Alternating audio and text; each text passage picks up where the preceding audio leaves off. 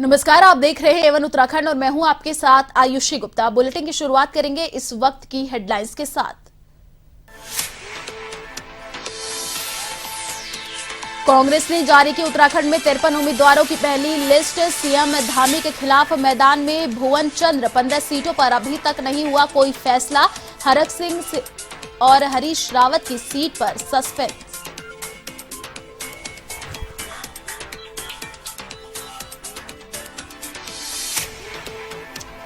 काशीपुर भाजपा में बगावती सुर। त्रिलोक सिंह चीमा को टिकट दिए जाने के विरोध में इस्तीफों की झड़ी। मेयर उषा चौधरी समेत करीब 400 कार्यकर्ता और पदाधिकारियों ने दिए इस्तीफे।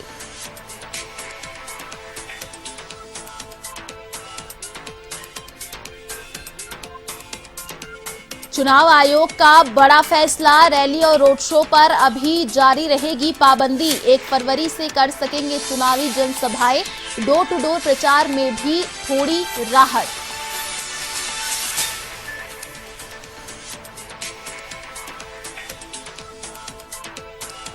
उत्तराखंड में कोरोना के सक्रिय मरीजों का आंकड़ा 28,000 के पार। 7 की मौत। 4,759 नए संक्रमित। तो 24 घंटे में 2,712 मरीजों ने दी कोरोना को मात।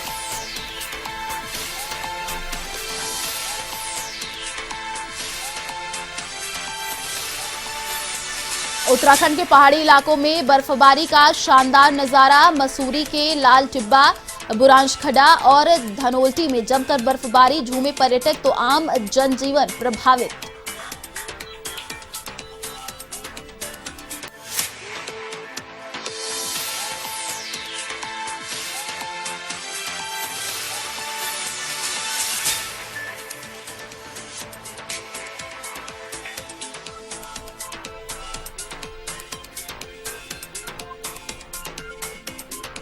और अब खबरें विस्तार से। कोविड संक्रमण के बीच चुनाव आयोग ने एक बार फिर राजनीतिक दलों व प्रत्याशियों को कुछ राहत दी है। आयोग ने जहां 31 जनवरी तक जनसभा रैलियां रोड शो पर रोक बढ़ा दी है, वहीं यह भी तय कर दिया है कि 1 फरवरी से 12 फरवरी तक राजनीतिक दल या नेता अपनी जनसभाएं कर सकेंगे। दूसरी ओर आयोग ने राजनीतिक दलों को खुले मैदान में अधिकतम 500 लोगों की मौजूदगी में वीडियो वाहन से प्रचार की अनुमति दे दी है। लगातार बढ़ रहे कोविड संक्रमण के बीच चुनाव आयोग ने उत्तराखंड में सभी दलों नेताओं की फिजिकल रैलियों रोड शो पर रोक 31 जनवरी तक बढ़ा दी है। आयोग ने दलों व प्रत्याशियों को 1 फरवरी से 12 फरवरी के बीच जनसभाएं करने की इजाजत दी है। ये जनसभाएं खुले स्थान पर करनी होंगी, जिसमें अधिकतम 500 या उस ग्राउंड की क्षमता की 50% लोग ही शामिल हो सकेंगे। वहीं आयोग ने डोर टू डोर प्रचार में भी राहत दी है। आयोग ने अब 5 के बजाय 10 लोगों के साथ डोर टू डोर प्रचार की अनुमति दे दी है।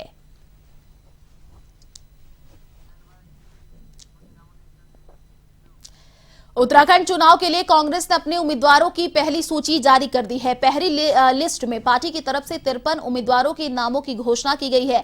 पार्टी ने सीएम पुष्कर सिंह धामी के खिलाफ भुवन चंद्र कापड़ी को मैदान में उतारा है। वहीं बीजेपी से वापस कांग्रेस में आए यशपाल आर्य को बाजपुर से टिकट दिया गया है। यमुनोत्री से पार्टी ने दीपक बिजवान को उम्मीदवार बनाया है, तो वहीं पिथौरागढ़ से इस बार मयूख महर को प्रत्याशी घोषित किया गया है। रायपुर की बात करें तो वहां से हीरा सिंह बिष्ट उम्मीदवार बन गए हैं, तो वहीं केदारनाथ से मनोज रावत को मौका दिया गया है। अब इन नामों का ऐलान तो हुआ है, लेकिन 15 सीटें ऐसी भी हैं जिन पर मंथन अभी भी जारी है। उन सीटों पर अभी तक आम सहमति नहीं बन पाई है। उस लिस्ट में लालकुआ, कालाढूंगी, चौबटखाल, रामनगर, डोईवाला जैसी सीटें शामिल है। बताया जा रहा है कि जिन सीटों पर अभी भी विवाद है, वहां पर हरीश रावत और प्रीतम सिंह अपने उम्मीदवार उतारना चाहते हैं। इसी वजह से सभी प्रत्याशियों का ऐलान अभी नहीं किया गया है। पहली सूची में ना हरक सिंह रावत का नाम है और ना ही हरीश रावत की दावेदारी को लेकर कोई जानकारी मिली है।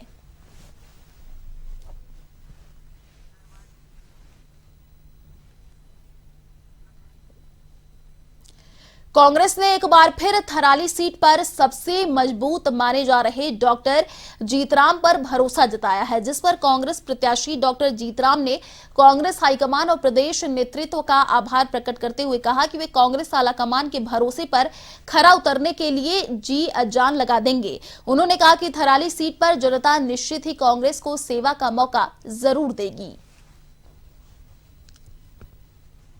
कांग्रेस की लिस्ट जारी होने पर कांग्रेस हाईकमान माननीय सोनिया गांधी जी का, राहुल गांधी जी का, प्रदेश प्रभारी देवेंद्र यादव जी का, प्रीतम सिंह जी का, हरीश रावत जी का, गणेश गोदयाल जी का, सबका मैं आभारी हूं कि मुझ पे इस थराली विधानसभा का विश्वास किया और मुझे आशा है कि यहाँ की जनता भारी बहुमत से कांग्रेस के प्रत्याशी को यहाँ से विजयी बना करके उत्तराखंड में कांग्रेस की सरकार स्थापित करने में मदद करेंगे।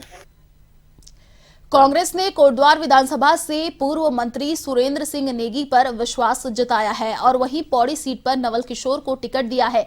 साथ ही वहीं यमकेश्वर विधानसभा से शैलेंद्र रावत और श्रीनगर विधानसभा से प्रदेश अध्यक्ष गणेश गोदियाल को टिकट मिला है।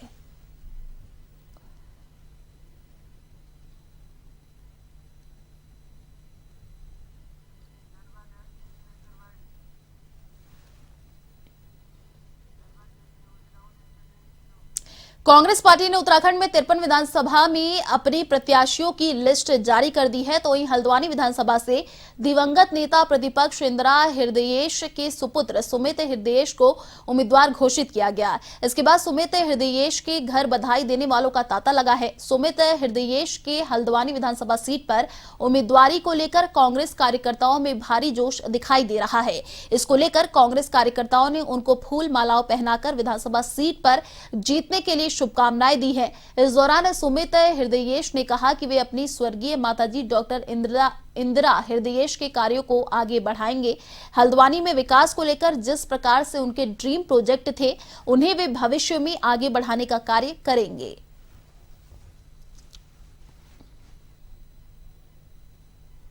कि जिस प्रकार से इंदिरा जी ने हल्द्वानी क्षेत्र का विशेषतम जो भरोसा जीता, जो उन्होंने अभूतपूर्व विकास का परिचय दिया, राजनीतिक सामाजिक कौशल जो उत्तीर्ण उन्होंने करा, उन्हीं पच्चीनों पे चलते हुए हमें हल्द्वानी की जो मांग है, उन्हें विधायक इंदिरा हृदयेश जी जैसा चाहिए।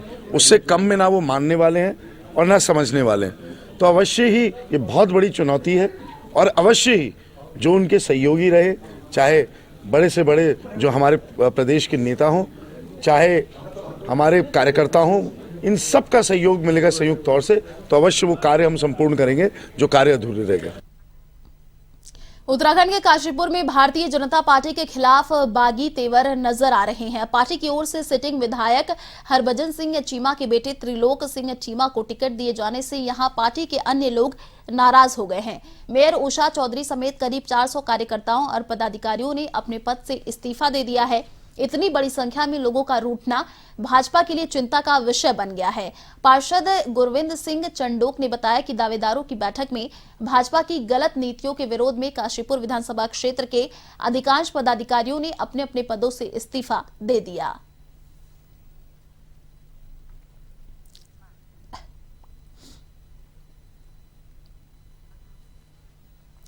भगवानपुर विधानसभा भाजपा ने प्रत्याशी मास्टर सत्यपाल को घोषित किया है। इसको लेकर प्रत्याशी सत्यपाल ने बताया कि इस बार भगवानपुर की जनता ने मन बना लिया है।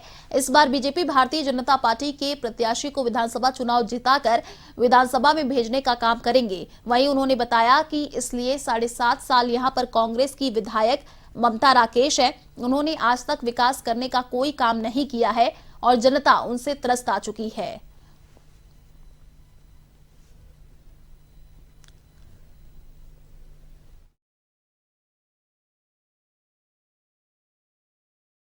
विधानसभा भगवानपुर के भारतीय जनता पार्टी के जितने भी ज्येष्ठ श्रेष्ठ कार्यकर्ता हैं, पदाधिकारी हैं, सभी ने रायशुमारी में भी और वैसे भी पूरे मन से मुझे आशीर्वाद दिया और मैं अपने राष्ट्रीय नेतृत्व का, अपने प्रदेश नेतृत्व का आभार व्यक्त करता हूं कि उन्होंने मुझ जैसे छोटे से कार्यकर्ता को भारतीय जनता पार्टी का प्रत्याशी बनाया है।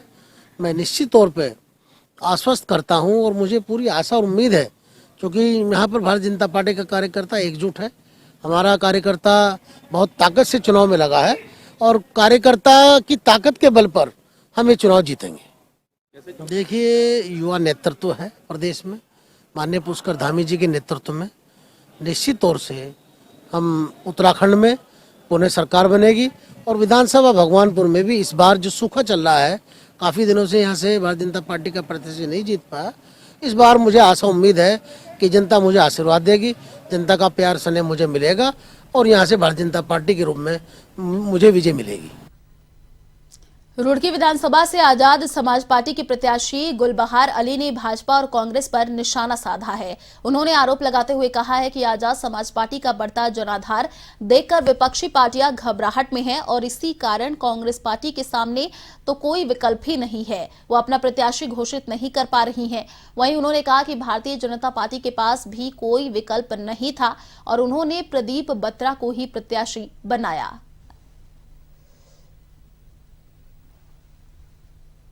कांग्रेस सरकार जो है ना, रुड़की का हमारा चुनाव देखते हुए टेंशन में कि किस प्रत्याशी को उतारा, उसके पास विकल्प जो है ना वो ढूंढ रही कि क्योंकि हमारा मुकाबला किसी से है ही नहीं, कोई हमारे मुकाबले के सामने ही नहीं आ रहा। ऐसे ही भाजपा ने जो है ना अभी परसों ही उसके पास जो है ना और कोई ऑप्शन नहीं था और इसलिए सरकार जो कांग्रेस पार्टी है वो अपना प्रत्याशी उतारने में बहुत ज़्यादा चिंतित है कि किसे उतारा जाए, क्योंकि चुनाव आज़ाद समाज पार्टी के पक्ष में 100% चला गया। भाई देखो, जो पार्टी के कार्यकर्ता जो सपोर्टर हैं, जो मतलब पदाधिकारी है, जब वही उसे भ्रष्ट बता रहे तो फिर तो भ्रष्ट वो कतई 100% होगा। भाई जो उनके अपने लोग ही उन्हें भ्रष्ट मसूरी में उप जिलाधिकारी कार्यालय में मसूरी के एस्टेट को लेकर बैठक आयोजित की गई। इस दौरान उप जिलाधिकारी नरेश दुर्गापाल ने अधिकारियों को दिशा निर्देशित किया कि वे जल्द से जल्द मसूरी के सीमांकन का कार्य पूरा कर शासन को प्रस्ताव भेजें।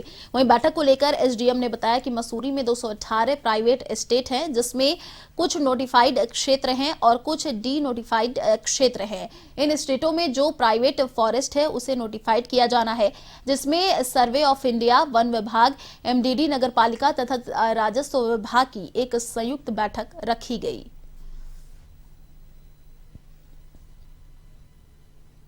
नगर पालिका जो मसूरी है इसके अंदर 218 प्राइवेट स्टेट्स हैं।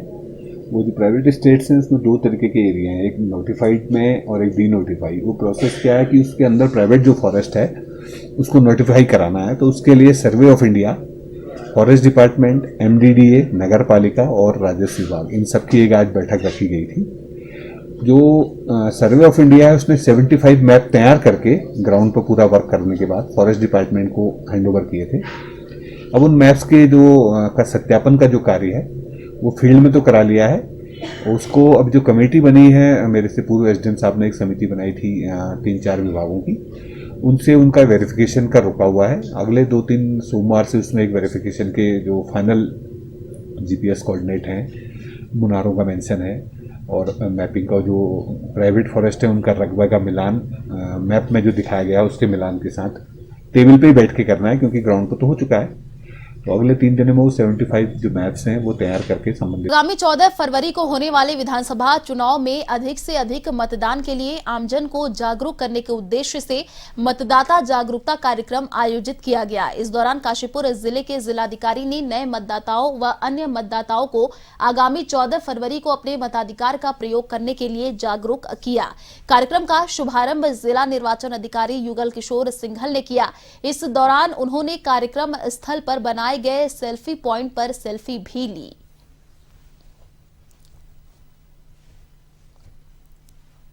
निर्वाचन शीघ्र ही तारीख आ रही है निर्वाचन के नजदीक और कोरोना संक्रमण भी है, तो लोगों को ये न लगे कि कोरोना संक्रमण की वजह से मतदान केंद्र में भी दिक्कतें होंगी। हम इस भय को दूर करना चाह रहे हैं और दूसरा हम ये अपील करना चाहेंगे कि अधिक से अधिक संख्या में अपने बूथों में जाकर 14 फरवरी को निष्पक्ष और बिना किसी भय के, बिना लोभन के अपने मत का इस्तेमाल करें। सर, बात करें तो कोरोना संक्रमण बढ़ता जा रहा है, ऐसे में क्या साप्ताहिक बंदी पर जिला प्रशासन जो कोरोना संक्रमण बढ़ रहा है इसको लेते हुए हमारे पास टीम्स मौजूद हैं और इस संक्रमण में ये बात है कि हॉस्पिटलाइजेशन या जो इन्फेक्शन का शरीर के लिए मोर्टेलिटी की बात करें तो वो बहुत कम हो रही है और मॉर्बिडिटी भी कम हो रही है। तो हमारा प्रयास है कि इस संक्रमण की लहर में भी हम लोग बचाव करते हुए, अपने लोगों को बचाते हुए आगे सुरक्षित मतदान की ओर ले जाएंगे। उत्तराखंड में कोरोना के 4,759 नए मरीज मिले और 7 संक्रमितों की मौत हो गई। इसके साथ ही राज्य में कोरोना के कुल मरीजों की संख्या 3,96,000 को पार कर गया है। स्वास्थ्य विभाग के बुलेटिन के अनुसार देहरादून में 1802, अल्मोड़ा में 143, बागेश्वर में 120, चमोली में 243, चंपावत में 112, हरिद्वार में 607, नैनीताल में 565, पौड़ी में 259, पिथौरागढ़ में 176, रुद्रप्रयाग में 159, टिहरी में 108, यूएसए नगर में 395 और उत्तरकाशी में 70 मरीजों में कोरोना संक्रमण पाया गया है।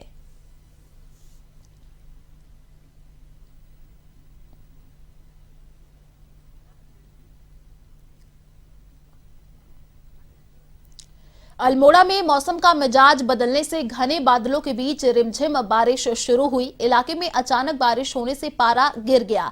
वहीं बदलते मौसम ने लोगों की मुश्किलें और बढ़ा दी हैं। यहां कभी ठंड और कभी धूप से सर्दी जुकाम की समस्या होने लगी है।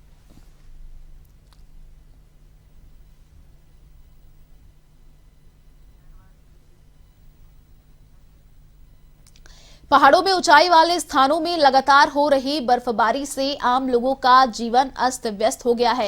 निचले स्थानों में बारिश होने से क्षेत्र में कड़ाके की ठंड हो रही है। विश्व प्रसिद्ध हिम केंद्र औली में भी जमकर बर्फबारी हुई, जहां बर्फबारी के थमने के बाद यहां का नजारा खूबसूरत बना हुआ है। इसके साथ ही हेमकुंड साहिब, फूलों की घाटी सहित नीति माणा घाटी में भी जमकर बर्फबारी हुई। यहां हुई बर्फबारी से नंदा देवी, नीलकंठ, सतोपत सहित दर्जनों चोटियां बर्फ से ढक गई हैं।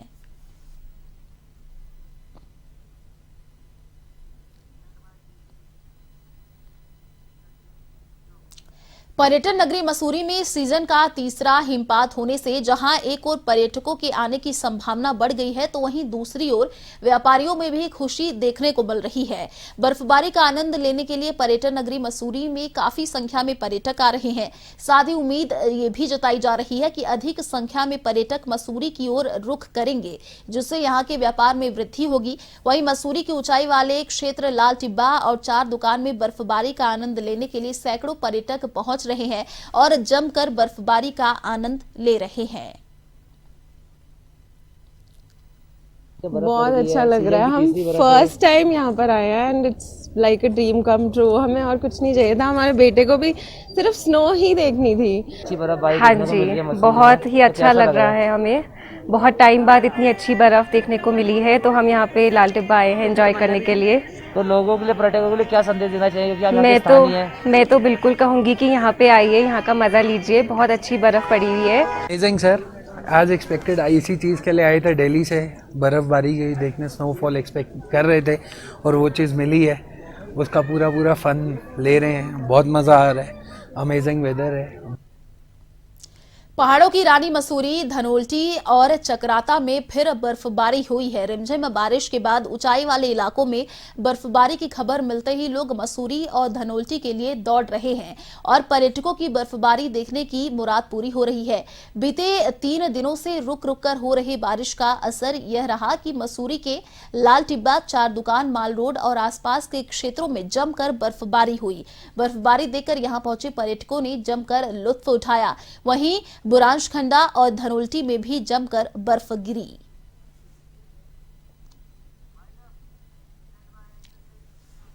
फिलहाल इस बुलेटिन में इतना ही। देश और दुनिया की तमाम बड़ी खबरों को देखने के लिए आप देखते रहिए A1 टीवी। नमस्कार।